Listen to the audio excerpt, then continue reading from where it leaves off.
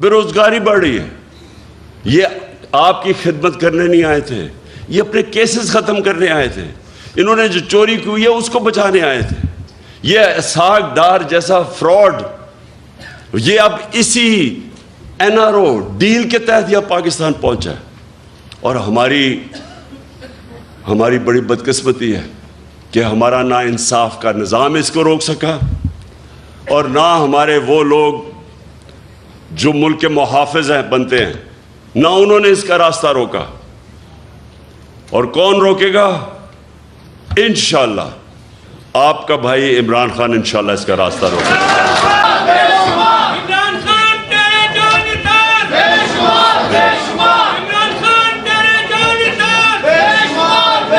شکریہ جی, شکریہ. بسم اللہ الرحمن الرحیم.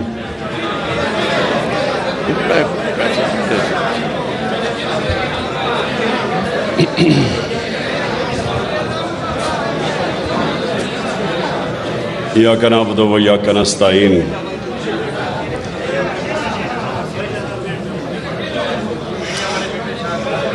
میرے معزز علماء,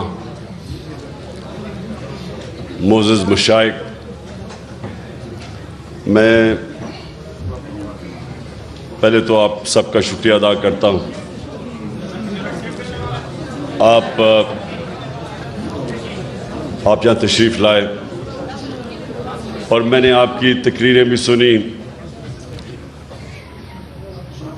تو میں سب سے پہلے آپ کو اپنی بات شروع کرنے سے پہلے میں یہ واضح کر دوں, تھوڑا اس طرف ہو جاؤ, تھوڑا ادھر, اور آپ بھی ادھر نیچے ہو جاؤ, وہ نہیں دیکھ سکتے. تو میں یہ واضح کر دوں کہ میں کوئی اسلام کا کوئی عالم نہیں ہوں. میں کوئی ایک اپنے آپ کو اسکالر نہیں سمجھتا اسلام کا. لیکن میں جس طرح کل بھی میں نے یہ بات کی کہ میں نے اپنی زندگی کے تجربے سے, اور میں نے بڑا مغربی کلچر اندر سے دیکھا, اور اپنا تو میں جانتا تھا. ہم بڑے ہوئے ایک ایسے گھر میں جدھر شروع سے ہی ہمیں بڑی تربیت دی گئی اسلام کی. تو لیکن مجھے جو فرق ہے باقی لوگوں سے, میں جو مغربی کلچر ہے وہ میں شاید ہی کوئی اتنا بہتر سمجھتا ہوں جو میرے سے زیادہ. تو میرا جو زندگی کا سفر وہ اس طرح ہوا کہ میں جب دونوں کلچر کا موازنہ کیا تو آہستہ آہستہ میں اس نتیجے پہ آتا گیا کہ وہ جو مغربی معاشرہ ہمارے سے آگے نکلا ہے اور ہم پیچھے رہ گئے, میں آہستہ آہستہ اس نتیجے پہ آ گیا کہ اس کی ایک وجہ ہے کہ ہمارے نبی صلی اللہ علیہ وسلم رحمت للعالمین, ہمارا جو رب ہے وہ رب العالمین ہے, رب المسلمین نہیں ہے, مسلمانوں کا خدا نہیں ہے, انسانوں کا خدا ہے. اور ہمارے جو نبی صلی اللہ علیہ وسلم تھے وہ سارے انسانوں کے لیے رحمت بن کے آئے تھے. اللہ چاہتا تو وہ صرف مسلمانوں کے لیے رحمت بن کے آئے, لیکن وہ سب انسانوں کے لیے رحمت بن کے آئے تھے. اس کا کیا مطلب ہے؟ اس کا مطلب یہ ہے کہ جب اللہ ہمیں حکم کرتا ہے کہ نبی صلی اللہ علیہ وسلم کی شریعہ پہ چلو, ان کی سنت پہ چلو, تو وہ ہماری بہتری کے لیے اللہ کہتا ہے. یہ میں آپ کو پھر بتا رہا ہوں کہ یہ میں اپنے زندگی کے تجربے سے ان چیزوں پہ پہنچا, ان نتیجوں پہ پہنچا کہ جب اللہ حکم کرتا ہے کہ ان کی زندگی سے سیکھو, ان کی سنت پہ چلو, تو اللہ کیا کہہ رہا ہے؟ اللہ ہمیں کیا, کیونکہ ہمارے سے پیار کرتا ہے اللہ, وہ اپنی مخلوق سے سب سے زیادہ پیار کرتا ہے. تو وہ ہمیں وہ راستہ دکھا رہا ہے جو راستہ انسان کے عروج کا ہے، کیونکہ دنیا کی تاریخ میں نہ کوئی وہ انسان اس عروج پہ پہنچ سکتا ہے، نہ کبھی پہنچے گا جو ہمارے نبی صلی اللہ علیہ وسلم پہنچے. پہنچ ہی نہیں سکتا کوئی اتنا بڑا لیڈر نہیں بن سکتا. کسی ایک انگریزی کتاب ہے کہ دنیا کے جو 100 سب سے عظیم لوگ، انگریزی کتاب ہے، ولیم ہارٹ انگریز نے لکھی ہوئی ہے. اس میں وہ کتاب 100 انسانوں کی بات کرتا ہے کہ دنیا کے سب سے عظیم انسان تھے. اس میں جو وہ سب سے نمبر 1 رکھتا ہے وہ ہمارے نبی صلی اللہ علیہ وسلم کو رکھتا ہے. کیوں رکھتا ہے؟ کیونکہ کسی انسان نے اتنی زندگی میں اچیومنٹ کی نہیں. کسی انسان نے وہ دنیا کے اندر اس کو وہ عروج ملا ہی نہیں، وہ کام کیے ہی نہیں جو ایک انسان نے کیے. میں جب یونیورسٹی میں تھا ہم کتابیں پڑھتے تھے کہ جی وہ فلانا آدمی بڑا کامیاب ہے. میں کرکٹ کی بھی کتاب جو اچھا کھلاڑی تھا اس کے اوپر پڑھتا تھا. کیوں پڑھتے تھے؟ کیونکہ ہم ان سے سیکھنا چاہتے تھے، ہمارے رول ماڈل تھے. آج ہمارے بچے بل گیٹس کا پڑھتے ہیں کہ دنیا کا سب سے کامیاب ٹیکنالوجی کا آدمی ہے، کہ وہ کیسے پہنچا. اسٹیو جابز، یہ بڑے لوگ جو کامیاب ہیں، لوگ ان کی کتابیں پڑھتے ہیں. تو جو آج انسان سب سے دنیا کی تاریخ کا عظیم آدمی تھا، تو اللہ ہمیں حکم کر رہا ہے کہ ان کی زندگی سے سیکھو، کیونکہ اگر آپ نے اوپر جانا ہے تو ان کے راستے پہ چلو. اللہ کو فائدہ نہیں پہنچا سکتا کوئی، اللہ بے نیاز ہے. یہ ہماری بہتری کے لیے وہ کہتا ہے. تو میرا یہ سب سے پہلا یہ نتیجے پہ میں کیسے پہنچا، کیونکہ جب میں نے دونوں معاشرے دیکھے، آپ حیران ہوں گے کہ جو مدینہ کی ریاست کے اصول بنائے تھے میرے نبی صلی اللہ علیہ وسلم نے، آپ حیران ہوں گے کہ وہ ان اصولوں پہ وہ مغربی معاشرے چل رہے ہیں. جو انہوں نے مدینہ کی ریاست پہ ایک ان انسانوں کو جن کی کوئی حیثیت ہی نہیں تھی، ان کو دنیا کی امامت کروا دی. اور یہ تاریخ کا حصہ ہے. ایک کتاب ہے بڑی تاریخی کتاب، اس کو کہتے ہیں دا فال آف رومن ایمپائر. ایک بڑا ہسٹورین گبنز اس نے لکھی ہوئی ہے. اس میں ایک پورا چیپٹر ہے کہ کیسے وہ رومن ایمپائر جو اتنا بڑا سلطنت تھی، سپر پاور تھی، وہ کیسے گری. اس میں پورا چیپٹر ہے کہ ایک انسان اٹھا عرب سے اور دیکھتے دیکھتے اس نے گھٹنے ٹیک دیے اس کے سامنے. تو اس نے کیا کیا؟ جو چیزیں کی نا وہ تھی مدینہ کی ریاست میں انہوں نے بنیاد رکھی. بنیاد کس چیز پہ رکھی؟ سب سے پہلی بنیاد رکھی عدل اور انصاف پہ. یہ جو آپ ایک چیز یاد رکھ لیں کہ جس معاشرے کے اندر قانون کی حکمرانی نہیں، جدھر انصاف نہیں، وہ جانوروں کا معاشرہ ہے. جانوروں کے معاشرے میں انصاف نہیں ہوتا. اللہ نے جتنے اپنے پیغمبر بھجوائے دنیا میں 1,40,000، وہ سارے ایک ہی پیغام دینے آئے تھے کہ جانوروں سے مختلف انسان کی معاشرے میں انصاف ہونا چاہیے. اور انصاف کا مطلب ہوتا ہے طاقتور اور کمزور کے لیے ایک قانون، قانون سے اوپر کوئی نہیں ہوتا. یہ یاد رکھیں، یہ سب سے بڑی بنیاد رکھی جاتی ہے ایک انسانی معاشرے پہ. جو نبی صلی اللہ علیہ وسلم، ان کے پاس ایک قریش، اس نے کہا جی قریش کی لڑکی نے چوری کی ہے، اس کو معاف کر دیں، قریش کی لڑکی ہے. تو انہوں نے کہا کہ میری اگر بیٹی بھی چوری کرے گی تو اس کو سزا ملے گی، کہ کوئی قانون سے اوپر نہیں ہے. اور پھر انہوں نے یہ کہا کہ تمہارے سے پہلے قومیں تباہ ہوئیں، جدھر ایک چھوٹا چور چوری کرتا تھا وہ جیل میں چلا جاتا تھا، لیکن طاقتور کو اس ملک کا انصاف کا نظام نہیں سزا دے سکتا تھا، قوم تباہ ہو جاتی ہے. یعنی کہ جس قوم میں انصاف نہیں ہوتا وہ تباہ ہو جاتی ہے. جو حضرت علی رضی اللہ تعالیٰ نے کہا کہ کفر کا نظام چل جائے گا، لیکن نا انصافی اور ظلم نہیں چل سکتا، ظلم کا نظام. آج اگر آپ نے دیکھنا ہے عدل اور انصاف، میں آپ کو ملک بتا دیتا ہوں، سوئٹزرلینڈ چلے جائیں، سب سے خوشحال ملک ہے، وسائل ہیں ہی نہیں۔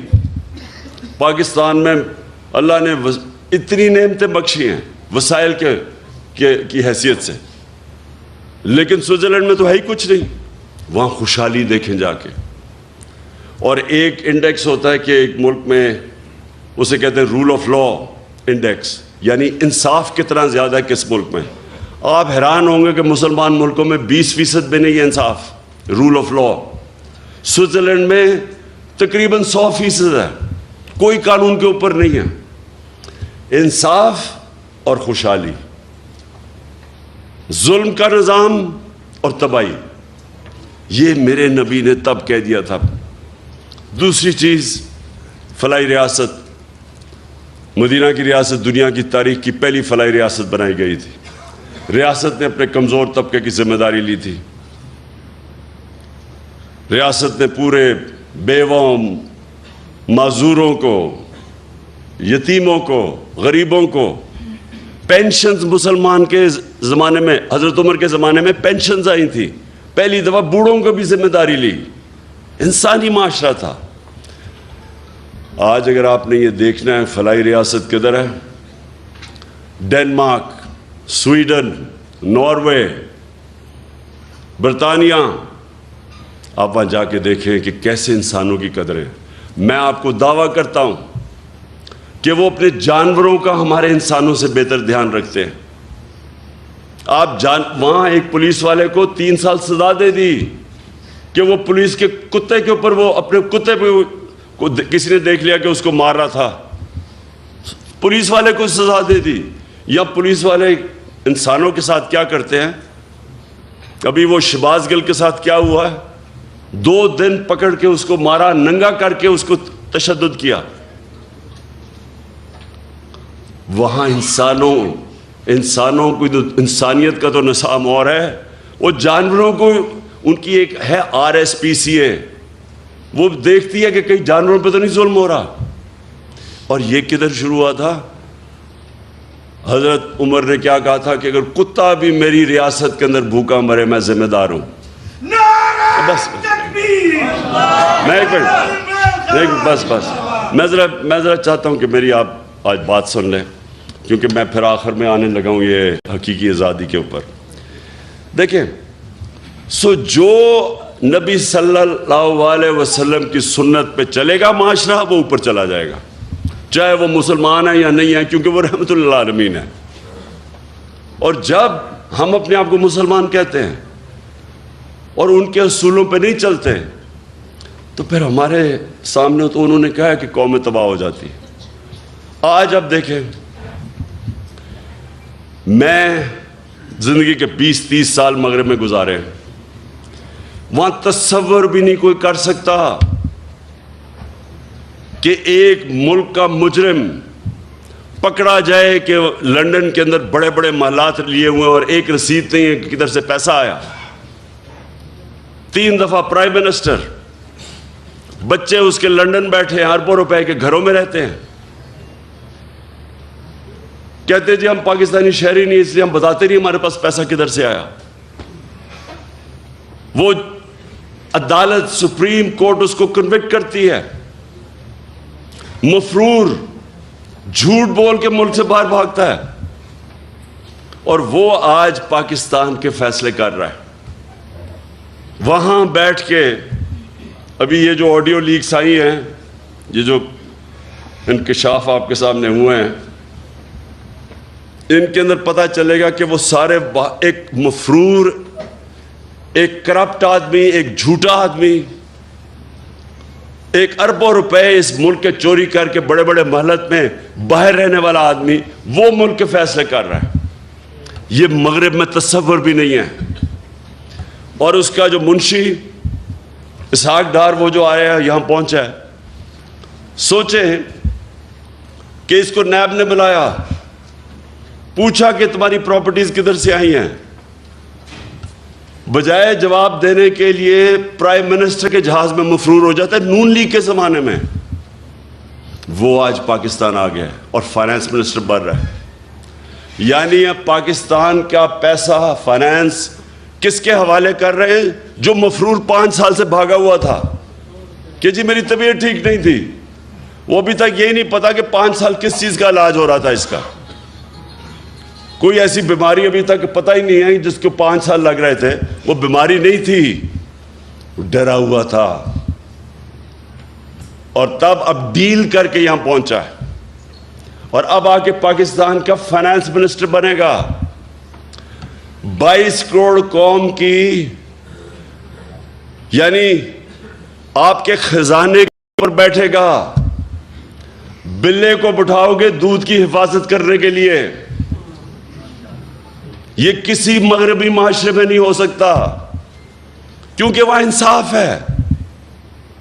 اور میں جب یہ چیزیں آپ کے سامنے رکھتا ہوں, اور یہ جو ابھی آپ نے فضل الرحمان کی بات کی, یہ اس گورنمنٹ کا حصہ ہے جدھر یہ ظلم ہو رہا ہے. سارے 60% جو کیبنٹ بیٹھی ہے, 60% کیبنٹ ضمانت پہ ہے, کرپشن کے کیسز کی ضمانت پہ ہے.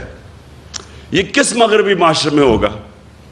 اس لیے وہ ہمارے سے آگے ہیں کہ وہ ان کے جو احکامات میرے نبی نے ہمارے لیے, مسلمانوں کے معاشرے کے لیے جو ہمیں کہا تھا کہ یہ آپ کے لیے لازمی ہے, وہ ادھر چل رہے ہیں. انسانیت وہاں بہتر ہے, فلاحی ریاست بہتر ہے. وہاں غریب آدمی بے روزگار ہوتا ہے, اس کو پیسے ملتے ہیں جب تک روزگار نہیں ملتا. وہاں غریب آدمی کے لیے بہترین سکول ہیں, مفت پڑھائی ہے. غریب آدمی کسی ہسپتال میں جائے اس کو مفت علاج ملتا ہے. جو ہم نے کوشش کی ہیلتھ کارڈ لا کے کہ عام لوگوں کے لیے, غریب گھرانے کے لیے ہیلتھ انشورنس کہ 10 لاکھ تک کہیں بھی علاج کروا سکو, یہ تو ہم نے شروع کیا. یہ سارے مغرب میں ہیں. ادھر فلاحی ریاست ہے, عدالت میں جاتا ہے غریب آدمی, حکومت اس کو وکیل کر کے دیتی ہے, حکومت انصاف دیتی ہے اس کو. اس لیے اللہ کی برکت آتی ہے وہاں. جب غریب آدمی کی آواز, اس کی جب دکھ اور درد کی آواز اوپر سنتا ہے, اور جب آپ اس کی خدمت کرتے ہیں وہ بھی سنتا ہے اوپر والا. تو میں نے وہ معاشرے دیکھے ہیں. اس لیے جب میں آیا تو حکومت میں, جب میں آیا, حکومت سے پہلے میں بات نہیں کی. جب میں حکومت میں آیا, پرائم منسٹر بنا, تب میں شروع ہوا کہ یہاں ریاست مدینہ کے اصولوں پہ پاکستان کو کھڑا کرنا ہے. اس لیے کیا کہ یہ کوئی نہ سمجھے کہ میں ووٹ مانگنے کے لیے کر رہا ہوں, کہ لوگ میری نیت پہ نہ شک کریں. جس طرح فضل الرحمان اسلام کو بیچتا ہے, اس کو جو مرضی فتویٰ دلوانا اسے دلوا لو, اگر اس کو تم پوزیشن دے دو. اس کا تو مقصد اسلام, اگر 30 سال سے وہ پالیٹکس میں ہے, مجھے بتائے کہیں دنیا کے اندر اس نے ایک دفعہ اسلام کی کوئی بات کیا باہر جا کے؟ اور یہاں بتائے پاکستان میں کتنے لوگ اس کو دیکھ کے مسلمان ہوئے ہیں. میں دعویٰ کرتا ہوں کہ لوگ اس کو دیکھ کے اسلام سے دور ہو جاتے ہیں, کیونکہ وہ جب دیکھتے ہیں کہ صرف ایک انسان کے جو دین کے اوپر بات کر رہا ہے, سارا بات فتوے دین پہ دے رہا ہے, اور اس کے ضمیر کی قیمت ایک ڈیزل کا پرمٹ ہو, کون اس کو سمجھے گا؟ اس لیے میں آپ سے آج اپنے علماء اور مشائخ آپ سب سے یہ کہنا چاہتا ہوں کہ دیکھیں, یہ بڑا ایک پاکستان ایک فیصلہ کن موڑ پہ کھڑا ہے. انہوں نے جو باہر کے لوگ تھے, جو باہر کی قوتیں تھیں, وہ اس لیے نہیں انہوں نے مجھے یہ سازش کر کے ان ساروں کے ساتھ مل کے اندرونی اور بیرونی ملک مل کے سازش کر کے ہٹایا. اس لیے نہیں ہٹایا کہ وہ مجھے جانتے نہیں ہیں. مجھے سب سے زیادہ مغرب میں لوگ جانتے ہیں.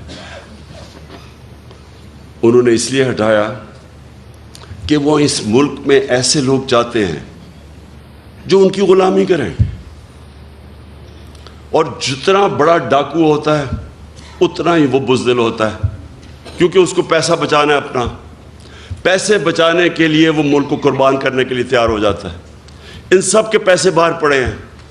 ان کا اربوں ڈالر باہر پڑا ہے، چاہے یہ زرداری ہو، چاہے نواز شریف ہو، یہ خان 30 سال سے پیسہ چوری کر رہے ہیں ملک کا۔ ان کو اسی طرح کے لوگ چاہیے آپ کے اوپر، کیونکہ وہ جو ان کو کہیں گے وہ کریں گے۔ جب زرداری اور نواز شریف 10 سال 8 سے لے کے 18 تک جب یہ اقتدار میں تھے، 400 ڈرون اٹیک کیے امریکہ نے پاکستان پہ۔ یہ دنیا کی تاریخ میں کبھی نہیں ہوا کہ جس ملک کے لیے آپ جنگ لڑ رہے ہیں وہ آپ کے اوپر یہ اٹیک کر رہا ہے، یہ کہیں نہیں ہوا آج تک۔ اور یہ سارے انسانی حقوق کی خلاف ورزی تھی، یہ سارے انٹرنیشنل لاز کی خلاف ورزی تھی۔ کوئی قانون آپ کو اجازت نہیں دیتا کہ آپ ہی فیصلہ کریں دہشت گرد کو آپ ہی مار دیں۔ ہمارا وہ الطاف حسین بیٹھا ہوا لنڈن میں 30 سال سے، کیا کہیں گے کہ ہم ڈرون میں اٹیک کر کے اس کو مار سکتے ہیں؟ کوئی اجازت دے گا آپ کو؟ کہیں گے عدالت پہ جاؤ۔ اور ہمارے یہاں لوگوں کو کتنے بے قصور لوگ مارے یہاں، اور یہ دو بیٹھے ہوئے تھے، ایک دفعہ ان کے منہ سے امریکہ کے خلاف بات نہیں نکلی۔ کس نے اس کے خلاف پروٹیسٹ کیا؟ تحریک انصاف نے۔ ہم نے جا کے دھرنے دیے ڈرونز کے خلاف، ہم نے جا کے ساری جگہ اٹھایا۔ ان دونوں حکمرانوں نے کبھی کچھ نہیں کیا، کیونکہ ان کے پیسے باہر پڑے ہیں، یہ اپنے پیسے کے غلام ہیں۔ آزادی جو حقیقی آزادی ہے وہ سب سے پہلے تو وہ آتی ہے کہ ایک حکومت ایسی ہو جو اپنے لوگوں کی بہتری کے لیے فیصلہ کرے، جو اپنے جس نظریے سے پاکستان بنا تھا اس کے لیے فیصلے کرے۔ اور وہ جب آپ ایک آزاد خود جب حکومت آتی ہے جو آزاد فارن پالیسی، تو وہ اس کو مشکل وقت سے نکلنا پڑتا ہے، کیونکہ آزادی کوئی پلیٹ میں نہیں دیتا کسی کو، آزادی کے لیے جدوجہد کرنی پڑتی ہے۔ ہمارے نبی صلی اللہ علیہ وسلم مدینے میں پہلے دن آزادی نہیں مل گئی تھی، کفار نے پوری کوشش کی۔ جنگ احد کے اندر بڑی مشکلوں سے مسلمان بچے، پھر جنگ خندق کے اندر تو سارے سمجھ رہے تھے کہ بچیں گے نہیں، اتنی بڑی فوج آئی اور گھیر لیا تھا ان کو۔ تو جدوجہد کی، قربانیاں دیں، پھر آزاد ہوئے اور پھر ایک عظیم قوم بنے۔ غلام تو کبھی اوپر جا ہی نہیں سکتے۔ اور جب ایک مسلمان دعویٰ کر دیتا ہے کہ لا الہ الا اللہ، اور پھر وہ کیسے کسی کی غلامی کر سکتا ہے؟ اس کا مطلب کہ آپ نے جو اللہ سے وعدہ کیا ہے، آپ نے حلف لیا ہے، لا الہ الا اللہ، اللہ سے آپ کا حلف ہے کہ اے اللہ تیرے سوا میں کسی کے سامنے نہیں جھکوں گا، پھر آپ کیسے کسی کی غلامی کر سکتے ہیں؟ اور پھر جب آپ یہ دعویٰ کر دیتے ہیں تو پھر اللہ آپ پہ چھوڑ دیتا ہے، اور قومیں وہ اٹھتی ہیں جو پھر اپنے پیر پہ کھڑی ہوتی ہیں، پھر قربانیاں دیتی ہیں، مل کے قوم قربانی دیتی ہے، وہ پھر نکل جاتی ہے۔ جو ہوا کہ دنیا کی تاریخ کا سب سے بڑا انقلاب آیا تھا مدینہ کے اندر، دنیا میں اتنا بڑا انقلاب نہیں آیا۔ 10 سال 622 اور 632 میں دنیا کا نقشہ بدل گیا، دنیا بدل گئی۔ 2 سپر پاورز تھی تب بھی۔ ہمیں بھی جب تک ہم ایک بحیثیت قوم ایک صحیح معنی میں اپنے آپ کو آزاد نہیں کرتے، جو ہمارا کلمہ ہمیں آزادی دیتا ہے، اور جب تک ہم یہ چوروں کی غلامی کریں گے جو باہر سے کنٹرولڈ ہیں، کوئی مستقبل نہیں ہے ملک کا۔ انہوں نے جو 5 مہینے کے اندر کہا جی ہم مہنگائی کم کرنے آئیں گے، 50 سال میں سب سے زیادہ مہنگائی ہوئی ہے آج پاکستان میں، 50 سال کے بعد ایسی مہنگائی ہے۔ کبھی ایسا معیشت جو 6% کے اوپر ترقی کر رہی تھی 6 مہینے پہلے، آج وہ بالکل نیچے گر چکی ہے، بے روزگاری بڑھ رہی ہے۔ یہ آپ کی خدمت کرنے نہیں آئے تھے، یہ اپنے کیسز ختم کرنے آئے تھے۔ انہوں نے جو چوری کی ہے اس کو بچانے آئے تھے۔ یہ اسحاق ڈار جیسا فراڈ، یہ اب اسی NRO ڈیل کے تحت یہ پاکستان پہنچا ہے۔ اور ہماری بڑی بدقسمتی ہے کہ ہمارا نہ انصاف کا نظام اس کو روک سکا، اور نہ ہمارے وہ لوگ جو ملک کے محافظ ہیں بنتے ہیں، نہ انہوں نے اس کا راستہ روکا۔ اور کون روکے گا؟